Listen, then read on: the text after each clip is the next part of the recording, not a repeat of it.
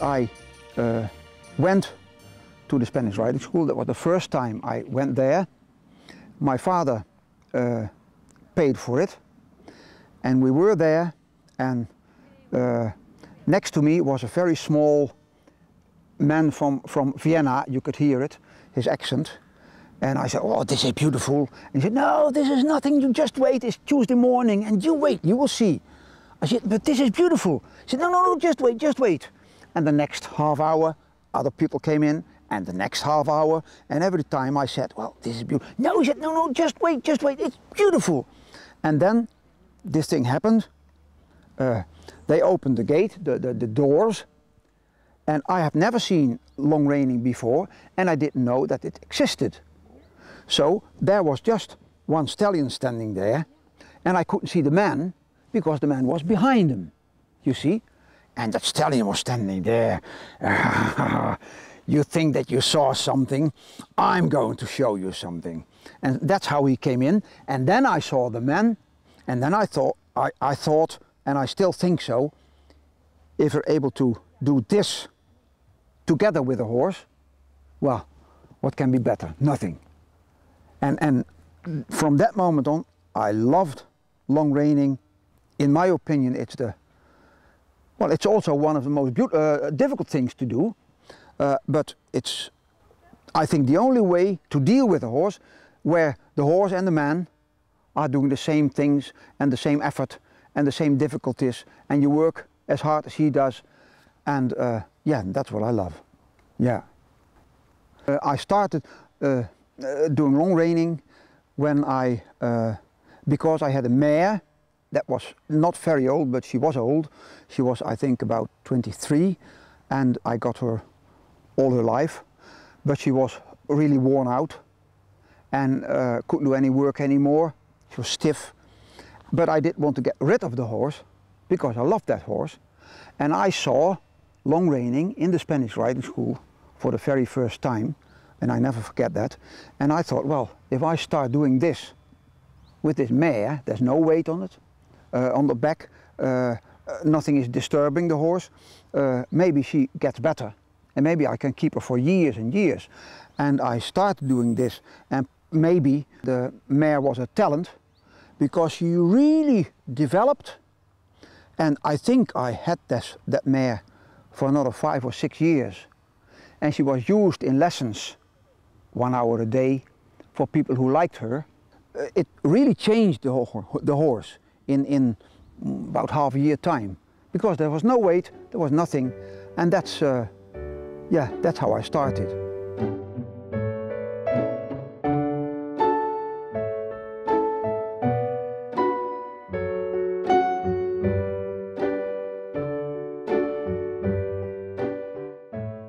Long reining is very simple. There's one horse, he's got one bit in his mouth, but it is not necessary that it's a bit. You can put a cavesson on, you can do it with just a head collar. I did many in workshops, stallions, just a head collar, and put 2 reins on the rings that are there, and it works as well as a bit. I like the rubber bits best, just a flexible rubber bit, and it's enough, you don't need more. The horse is 19 or 20 now, and he started with this rubber bit when he was 4 years old, and it's still all right. The principle of long reining, but not only long reining, the principle of all good dressage really is, are you able to do it with less things, less age, less interference from our part. Long rein, that fits to the riding. So that's the maximum of freedom you can give a horse, and that's what I like. I like to use a whip. When you have it normally in your hand like this, take care that the end of the whip is not touching the ground, because you can step on it. You can use it in 2 ways. With a young horse, it's better to keep it up like this, because when you want to make him respond, and you want to touch him with the whip, it's very easy to do this. And with a horse that's not experienced and you touch him there, you see, he might kick you. And because of this position, this way of holding the whip, I made this little rubber thing. It doesn't cost a thing. You can put it over there. When you want to to keep the whip in your hands like this, and you don't have to hold it tight. When you want to keep the whip up, you slide it over there, and that's it. And I think that's quite important, because then you can forget all about the whip.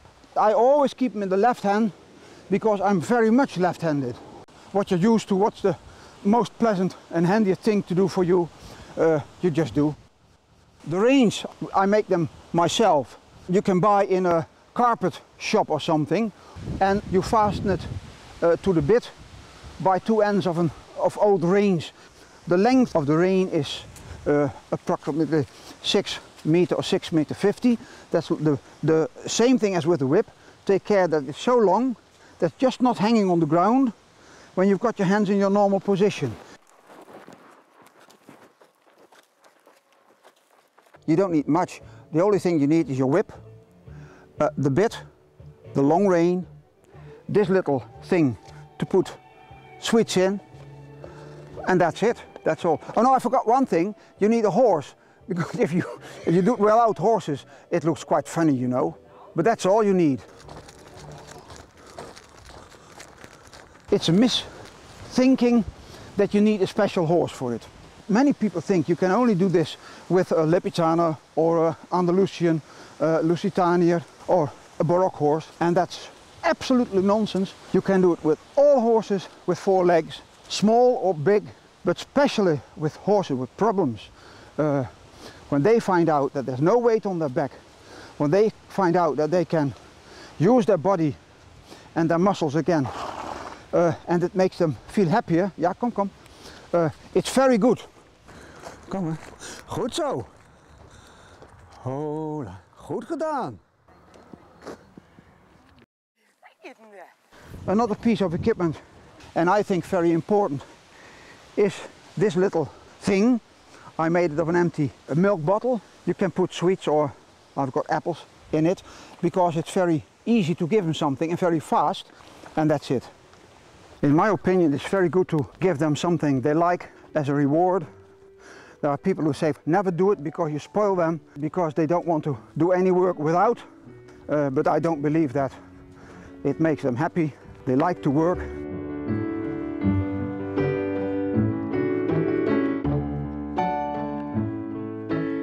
Before you begin working the horse in long reining, it's a good idea to prepare the horse a little. Many horses are not used to the feeling of ropes on their bodies. I always spend a few minutes to see how the horse reacts before going behind the horse. And even if you know the horse and think it will be all right, it won't hurt to make sure. It only takes a couple of minutes to find out if the horse really is all right. Make sure that you stand in a safe position and hold the lead rope so that if the horse gets scared and kicks out, you can turn the horse's head towards you and get away from the legs. When the horse is relaxed about the rope, touching it everywhere, I take the rope behind the horse. Again, it's important to be careful. Take a hold of the lead rope when you place it behind the horse. It's important to use a long rope to do this so that you can get out of the horse's way as it turns. Besides getting the horse used to the feeling of the rope behind it, this exercise is also a good preparation for teaching the horse to respond to the outside rein. Most horses are used to giving to the pressure of the lead rope towards us, but we rarely ask them to follow the pressure away from us. This sometimes makes it difficult for them to understand the outside rein in the beginning. But this exercise can make it easier for them to understand that aid. A lot of horses are not comfortable with the whip, and to avoid unpleasant surprises later on, I always see how the horse reacts to the feeling of the whip, especially around the hindquarters and legs. The horse is supposed to respond to the whip, but not be afraid of it. When you check the horse's reactions, it's important to do this on both sides, since the reactions can be very different on the left compared to the right. If the horse reacts with fear, you may need to do this several times, but this is time well spent. Most horses will soon get used to this. This horse is 4 years old and is about to get his first lesson in long reining. He has learned some voice commands through lunging, which will be useful in the long reining, especially when we begin working on the trot. Maybe the most important preparation is that the horse has learned to lead well and understands that he is supposed to stop when he feels the pressure on his nose. I never use a bit on the horse in the first lessons to avoid pulling the horse in the mouth. I either use a soft cavesson or a normal stable halter so that the horse is comfortable.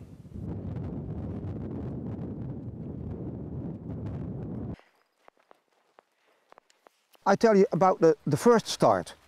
When you bring a horse in and you want to start, the horse doesn't know a thing. So you stand in the starting position next to the withers and you tell him to go forwards. And he doesn't understand that, of course. So the best thing to do is keep your whip with the top up, and after you say walk, you can touch him on his hind quarters. When you do that 3 or 4 times, they walk, but they don't understand. So as soon as he walks, he will come towards you. That's always the same thing, and you have to tell him not to do that. If he comes too much towards yourself, you can put your outside hand over the back of the horse, bring him back to the track where he's supposed to walk, but always put your hands back in that basic position, because you want to teach the horse as fast as possible that he is supposed to walk there by his own. What many people do is they start walking and the horse moves to the inside. They put their hand over the back of the horse and hold it over there. But then you never teach him to do it by himself. Do it, let go of the rein, put your hands back in their basic position, and 3 steps later on he will do the same thing again. He comes to the inside. So you take the outside rein and he will still not understand you. You put your hand over the back, you take the outside rein again there, he is back on the track, and let it go. And that takes about 5 minutes, and then he understands that he is supposed to stay there, not come to the inside, and within 10 minutes you take your outside rein a little bit and he goes back to the wall again, and that's the very important first beginning already.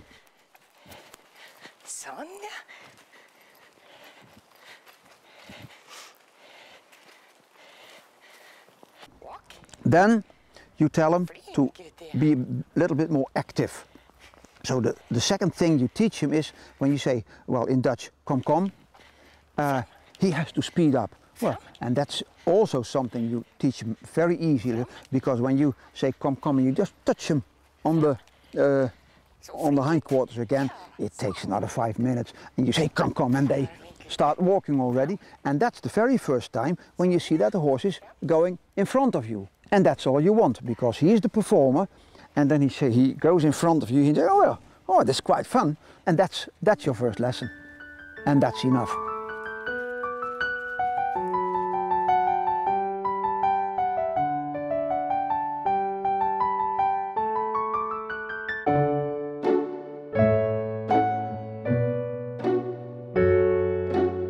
When you decide to change rein while still in action, when the horse is walking, then and you do it on the diagonal, then always do it at the end of the diagonal, because at the moment the horse's head is above track, the angle of the horse's body is so that he will not change. He will follow that direction. And take care that the moment you change your position, you say kom or whatever, that he keeps on going. And make sure in 1, 2 or 3 lessons, that's not very important how many lessons, but that they really learn by heart that they have to go in front of you, that when you say kom, they speed up, they be a bit more active. And then after you have been doing this a while, and then you start making circles and things, and it's very important, just like with driving. When you do driving very, very well, in a good manner, you always give the outside rein. Because when you lengthen the outside one, the horse is able to flex his body and his neck to the inside without you doing anything with the inside rein. And that is, with long reining, is very important, because then the horse is able to flex and nothing is disturbing him. You see, and if that doesn't work, but mostly the first time you do it, they just follow that rein and you can make your circle, and then the circle is not perfectly round, and people may say, well, that's an egg, that's not a circle. That's not of any importance. But teach the horse that when you lengthen the outside rein a bit, that he follows it with the outside part of his mouth, so then they flex well, they don't swing their hind legs out, and when they do that well on both hands, and you can bring them a little bit in the corner. And don't forget to give the outside rein in the corners, but make sure that the horse knows this by heart, because It's the only way to make progress. When they have no activity, when no impulse, then it doesn't work. Nothing works without impulse. So you have to tell them, do that, be active, and then you're a good boy.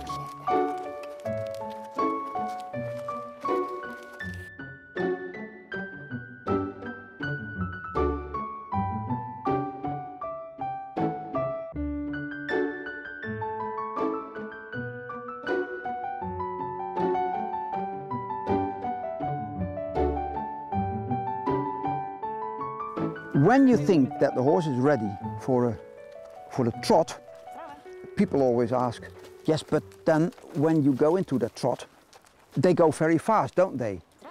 And then I say, yes, well, they can trot very fast. But you have to tell them, I want you to go into a trot without going faster.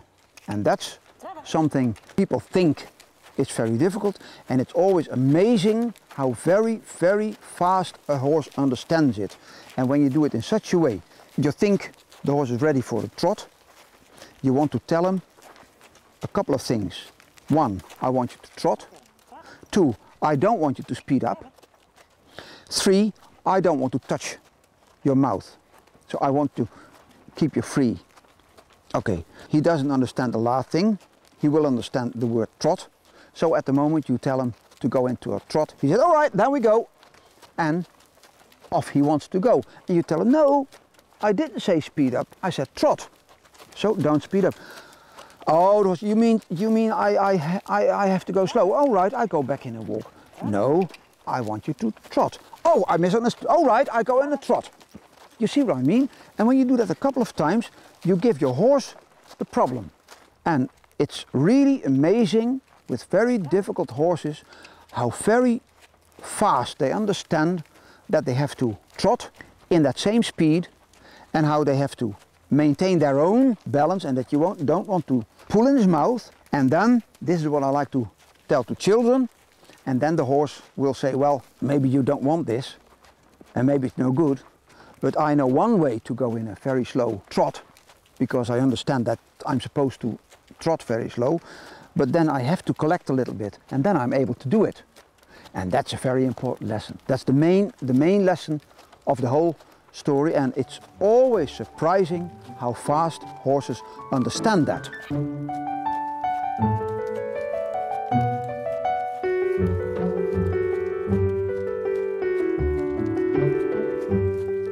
As soon as you know that the horse is willing and able and willing to do the walk and a slow trot, you start doing the shoulder out.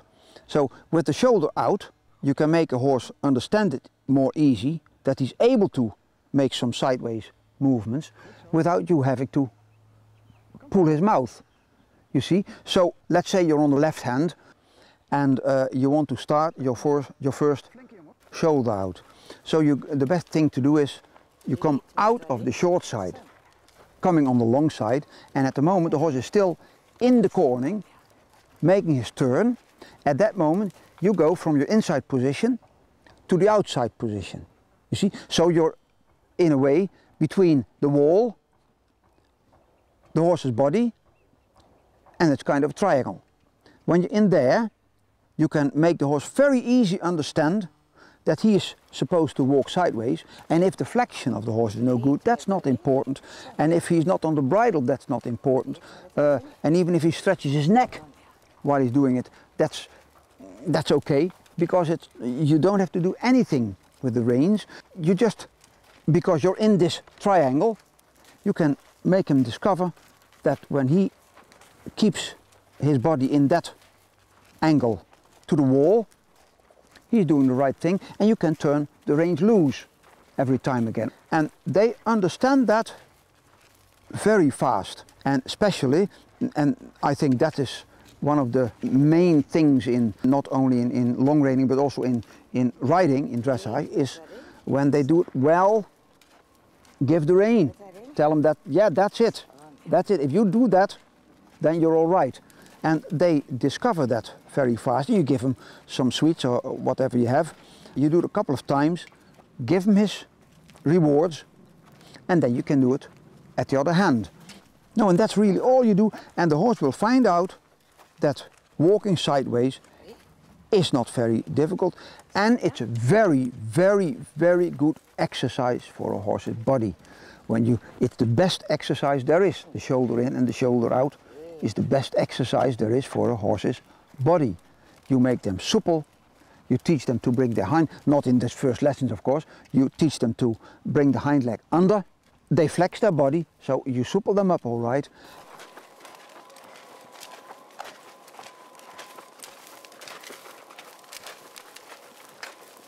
Starting the shoulder out isn't very difficult.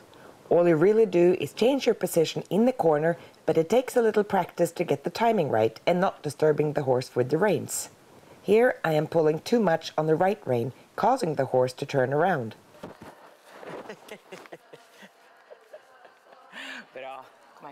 This often happens when you change your position too soon or if you try pulling on the rein to get the right angle to the wall. If this happens, don't correct the horse for turning. Just turn the horse around again and start over. It's best to turn the horse towards the wall instead of to the inside, otherwise the horse can think that it's supposed to turn around. Another common mistake is to change your position too late. Then you end up behind the horse and have to run to catch up. You also lose the angle to the wall that you had in the corner. So you are making it difficult for yourself and the horse.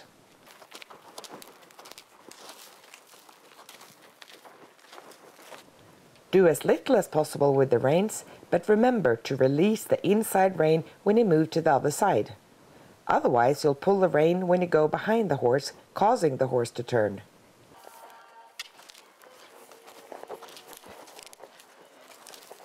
The horse will think that you're asking for a circle.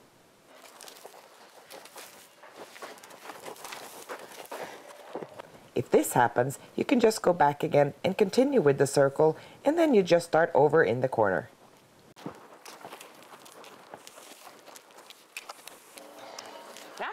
Getting the timing right will make it easy for the horse to understand the shoulder out.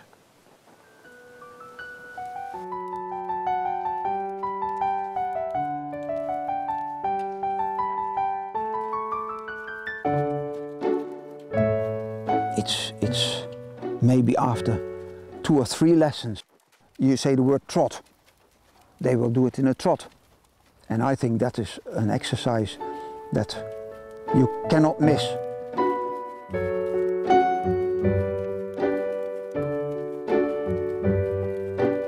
You can do it with very young horses, no, not very, very young horses, to supple them up. You can do it with old ones to make them supple again, and it really works. Yeah, and I always use it with my own horse in the beginning of an hour, especially when there's not much room or not much time in the show or something, because when you do the shoulder out and a couple of times, you supple them up without wasting energy, you see? So with an older horse that consumes his energy in half an hour, it's very important to make him ready for the job without wasting energy, you see? So I think that's very important that people can do that. And then one more thing about the reins. In the beginning, I said the less age you use, the better it is, because that's what you want. Yeah. So in those first lessons, let the reins hang in a loop. The looser they hang, the better it is. You don't have to do anything with the mouth. Yes, but the horse is not on the rein then. No, he's not, that's right. But he's free. Yeah. And people will find out when you are very careful with the rein that the horse will come on the bridle all by himself, and if not very easy, they will find out that when you start doing the shoulder out, every horse does it. If you don't interfere, if you don't pull, because then the movement the horse is making at that moment and the shape of the neck and the position of that, they fit together. And that's horse riding. So the horse's body tells the horse how to carry the head.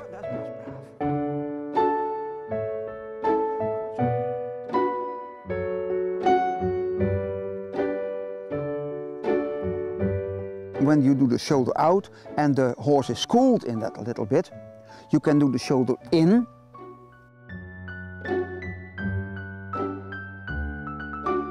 Shoulder out and shoulder in is the same thing. About the movement, I mean, it's exactly the same, just the position of the wall is different. Even if the shoulder out and the shoulder in are the same exercise, the shoulder in is more difficult to get started. Coming out of the corner, you ask the horse to come to the inside, and then you stop the horse from going further in with your outside rein.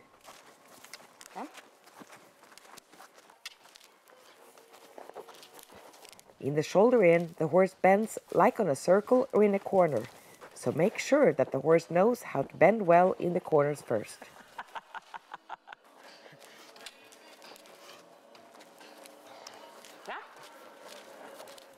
Don't forget to give the outside rein in the corner. Lengthening the rein signals the horse to bend and turn.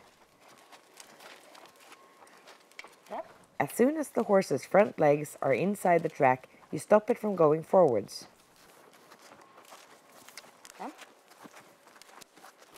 Soon the horse understands that you don't want it to go further in, and you can begin to ask it to go sideways. Many people find out that they need to practice some more on the stop signal. It's confusing to the horse that you are telling it to stop and at the same time asking it to move. The difference between asking for shoulder out and the shoulder in is that you now have to stop the horse from going forwards, and in the shoulder out, the wall did that for you. When you ask the horse to go to the side, you have to release the outside rein, otherwise the horse can't bend. Horses are quick learners, they soon understand what you want. When the horse has understood that you are asking it to move sideways, you don't have to stop it from going to the inside anymore. Now you can focus on adjusting the angle and the bending. You want the horse to have a good angle so that it's a good exercise for the horse's body. But first, the horse needs to learn the signals. The inside rein moves the horse to the side when you move it towards the horse. The outside rein adjusts the amount of bending when the horse has understood that it's not supposed to go forward. When the horse has understood the shoulder in, it's as easy to do as the shoulder out. And don't forget to tell the horse that it's doing a good job.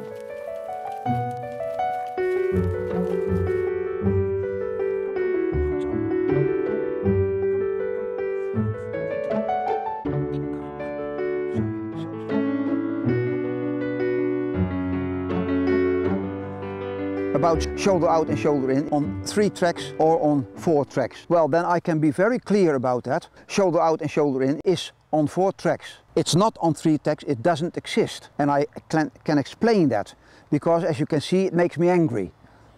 It does make me angry. Guernier developed the shoulder in. That was on 4 tracks, yeah? And he called it shoulder in. Well, end of the story. Mr. Steinbrecht, he wanted it on 3 tracks, and he called it shoulder 4, and that was on 3 tracks. So why taking shoulder 4 of Mr. Steinbrecht, give it a name, shoulder in of Guernier? That's rubbish. And I always, when I do a show somewhere, I can say I can convince all of you that it's on 4 tracks. Yeah, I just wait. It takes me a couple of minutes. Oh, is that what you mean? Yes, that's what I mean. Shoulder in is a very big invention made by one of the best horsemen there ever was. It's the best developing system there is for a horse's body, and he called that shoulder in. And it's on 4 tracks. So, end of the story. It really makes me mad, always. And you know how they describe the shoulder in the Spanish riding school? They say the shoulder in is on 4 tracks, but the more difficult the angle, the better it is, as long as you perform it well. The moment you ask too much and the hindquarters swing out, it's not an exercise anymore. Because, so they say, so the more difficult you make it, the better it is, as long as he performs it well, because it's a gymnastic exercise.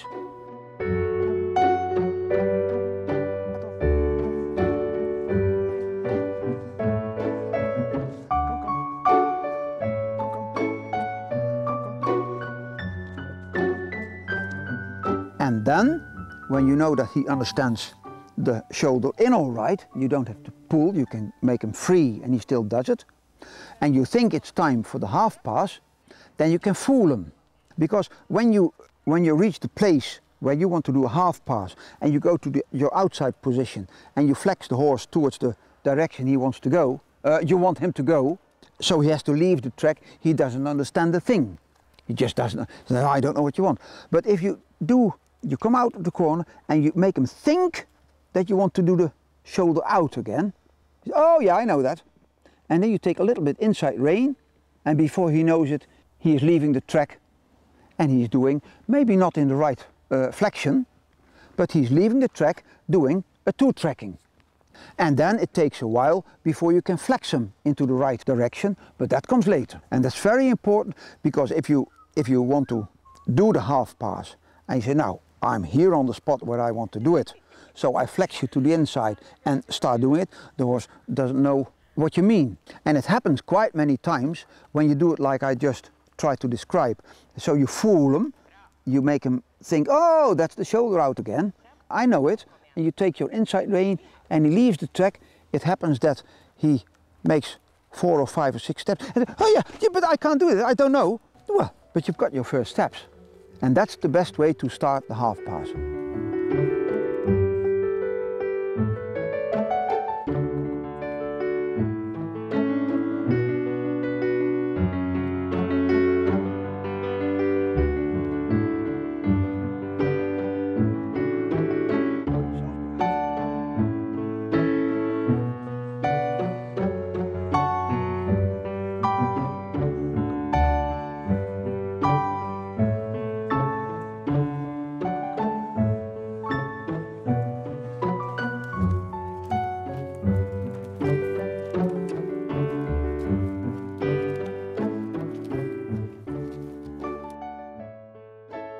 The half pass is really the same movement as the haunches in and can be done on a straight line, on a circle as well as on the diagonal. It's most commonly done on the diagonal and on the circle. Doing the haunches in on the track is mostly used for teaching the horse the signals for the exercise. The inside rein tells the horse to bend and takes the hindquarters to the inside. The outside rein stops the horse from going to the inside, as well as stopping the horse from bending too much in the neck. The exercise can really be done anywhere.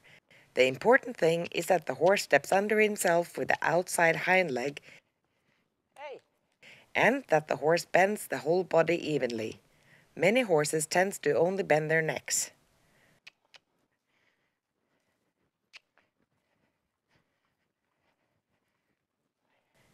Just as when you do the other exercises, you want the horse to be able to do the exercise on his own.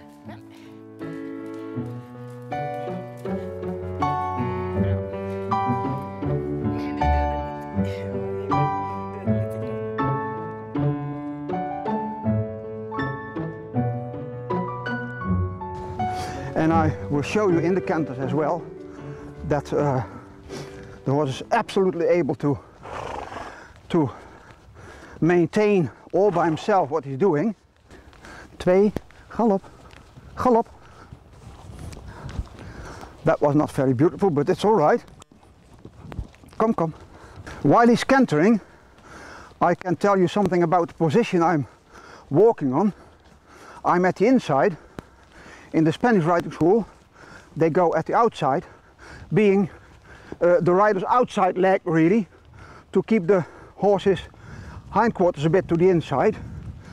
And that's true, of course, but I don't like it. I show you, even stoppen, I show you, because when you make him canter like this, you can never make him straight because there's no room. You see, so it works all right, but I think Being at the inside position is better because you can make your horse straight. It takes you a little bit more time to teach him this. Teaching the horse to canter slowly is a lot like teaching the horse to trot in the long reining. The horse has to understand that we want him to canter without going any faster and without us pulling on the reins. When teaching the horse to canter slowly, I start in a circle and only ask for a few steps at a time. By asking the horse to start and stop many times, the horse collects and balances himself. The frequent starts and stops really strengthens the horse. Cantering slowly is hard work, especially in the beginning before they get the right technique. As the horse gets stronger, you gradually ask for more steps. When you think the horse is ready for it, you can ask it to canter on a straight line. Now you do exactly the same as when you started the trot. Tell him to canter. If he goes faster, you tell him to slow down. If he goes back to a trot or a walk, you tell him to canter again. Only ask for a few steps at a time in the beginning and give lots of rewards because you want him to enjoy his work. Let the reins hang loose. Only use them when you want to tell the horse to slow down. As soon as he responds, you let them hang loose again. Many horses want to come to the inside and make a circle because it's easier for them to do this on a circle. If they do that, you have to stop them with your outside rein, but remember to let the rein go again when the horse is back on the track. Otherwise, he'll never learn to do this on its own. Some horses learn how to canter slowly very easily. For others, like my horse is showing here, this is quite a difficult thing in the beginning. One of the main goals in long reining is to strengthen the horse. So if the horse needs more time to find out how to do this, he is at the same time getting stronger and better at collection. And that's a bigger goal than getting the canter as soon as possible. Be patient, give him the time and encouragement he needs, and he will get it eventually. Galopp!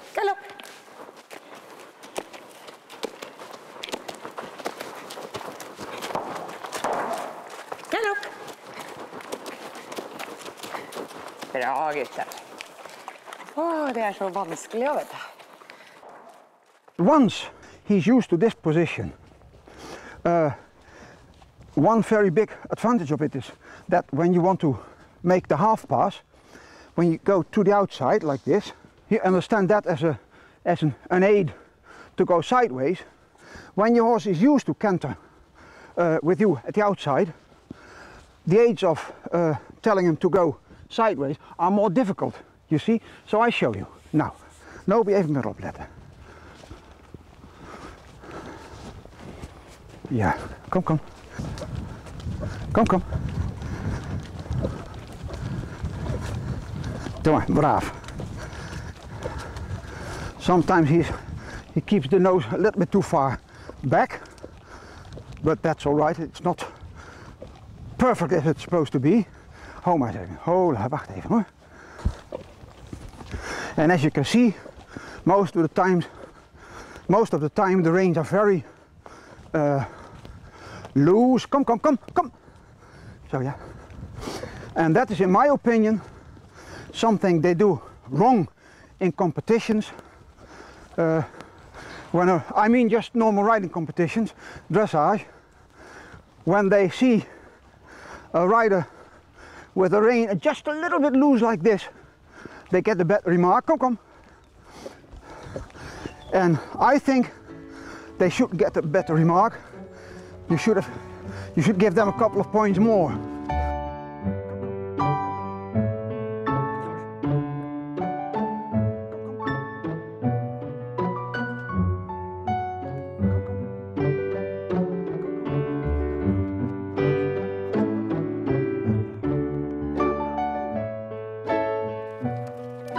From the very first trot, and also a walk, but from the very first trot till the moment the horse is so much developed that his body is able to make a piaffe, that's a year or 2 years or something, you see. So that's what horse riding and that's what dressage is. It's a developing system, and every day when you do it well, you put a little layer on it, and you will reach that moment that he's able. But a piaffe is not a thing on its own, what you can do.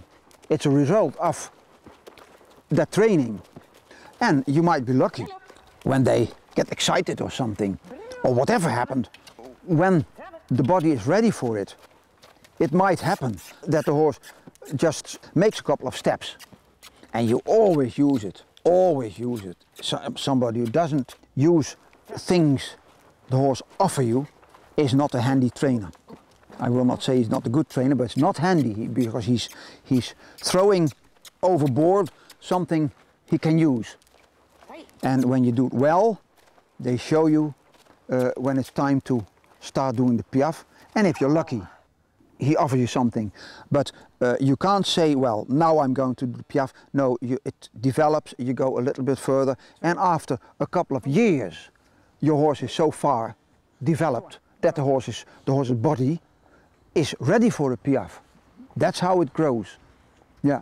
And then, yes, well, we were talking about piaffe. So when you're that far, you're doing the canters already and everything, because everything brings him a little bit more into that direction. The half pass, the shoulder in, well, and just collecting in the trot. Because once he discovers that he's able to trot and be a little bit collected, your whole thinking really during, well, let's say 2 years is, okay, without disturbing the horse, a little bit more impulse, a little bit more collection, and the next day a little bit more, and so on, and so on, and so on. That's how it works. Yeah. And when you do that well, you don't have to fight. They will show you when they're ready for it. And that's how you start the piaffe. Within, you can't say that really, within a couple of weeks, all of a sudden he will give a very short piaffe movement. You give him his pattern, his switch, and that's it. And that will grow.